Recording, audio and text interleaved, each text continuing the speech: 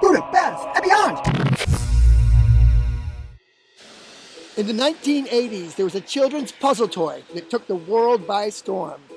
The Rubik's Cube was invented in 1974 by sculptor and professor of architecture Ernő Rubik. But this famous cube didn't actually begin as a puzzle. Rubik's initial purpose in creating this twisting cube was solving an engineering problem. He wanted to create a cube that could be twisted on all sides with all of the pieces moving independently, yet without the entire thing falling apart.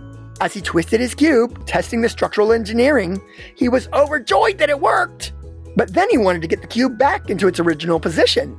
And it was only then that he realized he had created a puzzle. The first batch was exported from Hungary in May of 1980. Tiny sculpture creator Mihai Colocu has immortalized this Hungarian invention with a tiny monument on the Buda side of the Danube. This cube can't be solved. It's stuck in place and it taunts you to turn it. So be on the lookout for Coloco's Cube and pay your respects to the toy that captivated the minds of children ages 7 to 70 all over the world and still does.